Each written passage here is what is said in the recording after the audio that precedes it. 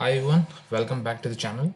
In today's session, I'll be covering how you can create a custom SharePoint list and library views using custom formatter via providing a JSON. So there has been requirements where you would like to modify your view, or you would like to make your view to look beautiful and have some custom actions so that user can perform the actions there and itself, rather than creating entire new custom solution using the SharePoint framework. So this could be a quick way of creating or giving what your user needs. So for a practical example, I'm taking one library. The library is called as PPT library for me. And this is by default view which library has opened. And I'm just showing you one of the tiles view. So this is a tile view where the preview of PPT is shown to the user. But what happens when you want this tiles view as a default view of yours, this list, and you are sharing the URL with any of your customer or colleague, then they would not get this view. Why? Because the SharePoint list and libraries, they used to cache the current the type of view, and the default is always list. So though like you are sharing this tiles view, but your colleagues would not see these tiles, they defaultly see that as a list. So how to circumvent that? For that, we can create a custom view. So let's create one custom view, or I can just show the formatting of this current view itself. So you can just click on the views. There you can see an option of current format current view. If you click on it, you will get the entire row formatting. So for this example, we'll be choosing the entire row formatting, and I'll be showing you one of the view which is already created by me for this demo. So I can just go through this view. So in this JSON, you can see I'm using a row formatter, and element type is A. A means I'm modifying the behavior of the anchor tag, which is a link on that preview. So how I'm modifying, I am just passing a href reference with the appending this first string with second string and passing in this file reference name. And why I'm doing that? Because when a person clicks on my view, it should open in the browser itself rather than downloading it. So these sort of operands you can use. The operator is plus, that means it will keep on concatenating these strings, and that's how you can work with it. So you can see under layouts doc.aspx so that it can be viewable in browser. So I'm just scrolling down, and with the default div, so that means like the tiles where it should be shown, how should look like. So you can specify your custom styling with a styling JSON, and you can also see in the children, you can specify that your element type is image and what that image should be. Image should be showing a preview of your file. So you can see I'm using get preview.ashx, that is a handler for specifying a path for that specific file, so that the preview of the file can be available and can be used as an image over that tile icon. And if it's not like here I'm checking its content type is document, then it should be previewing the file. And otherwise it's a folder, then it should be showing a folder icon. So you can use the folder icon image whatever you want. You can store it in somewhere in your share library, or somewhere like where the path is accessible to your view. So that's how you can set the styling of your tile icon.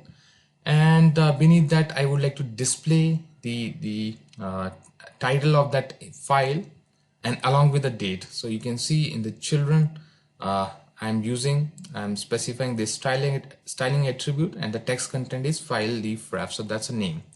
And as well as with the same JSON, I'll be specifying the text content for a modified cal. So this is nothing but the modified datetime, and I have modified the datetime based on my the friendly user view, so that rather than 1/1/2020, it should be displaying 1 Jan 2020.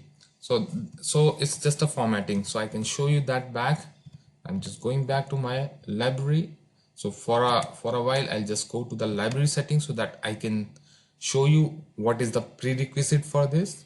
If you go to the advanced settings, so if your library is having this allow management of content type as no, then you need to set that as yes, so that we can get a differentiator with the content type, that whether it's a document or a file or a folder. And after that, you need to just scroll down and you can see I've created one modified cal. So this is a calculated column. I'm clicking on it. In the formula, I've used the same modified date, but with the time formatting as date formatting as DD MMM, so that it can display the date like 1st 01 May. So that's how you can format that date, because formatting in JSON could be difficult. So you can just get that handy with your calculated columns. So this is just an idea. It's not that we should be creating calculated columns to work it. You can do that in JSON as well.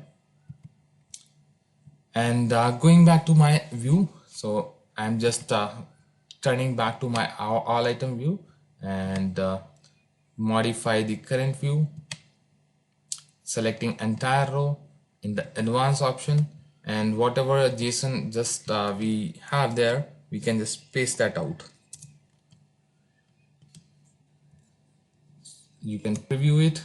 So in the preview, you can start seeing the tiles and having a name of that file with the friendly date. So this is how you can format your views without touching or creating any cumbersome SPFX packages. So in quick time, you would able to get your functionality.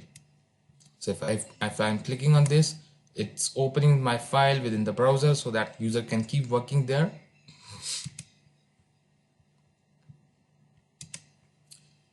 So this is all about the row formatter. You can also have the same sort of formatting for a specific columns. So quickly I can walk you through that as well. So let me pick one of my list, that is custom list, and how you can just format the column. So for example, in this row, I would like to have one action button which can perform some action based on click.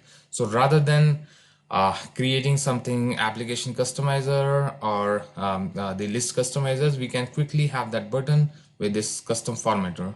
So I'm just before that, I'm just adding one column. So that column I can say action, and I'm keeping that as a single line. And under this column, under column settings, you would see there is an option format this column. So you can click on that. So this formatting would only applies to this column.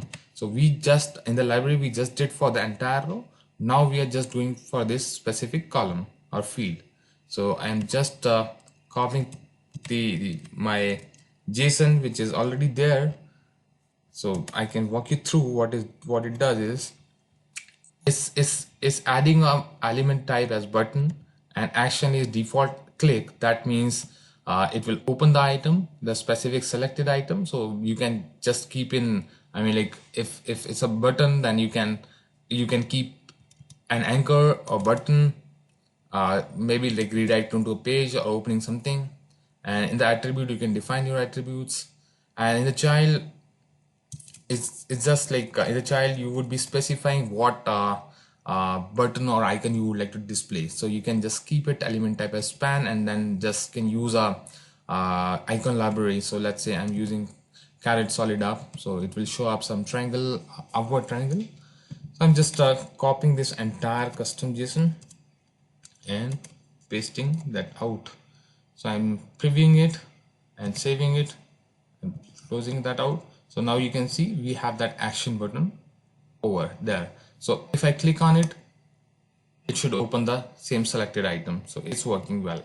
So that's how, like, rather than just creating some cumbersome coding stuff, you can just quickly format your views, rows, and the columns as well. So possibly, like, you may want to look at deeper thought on this via going to the Microsoft Doc supports, where you will find a different options, what you can perform, what you can do with this custom formattings. So I hope it could be a good starter for you to start working on the formatting JSON for formatting your current views. Thank you.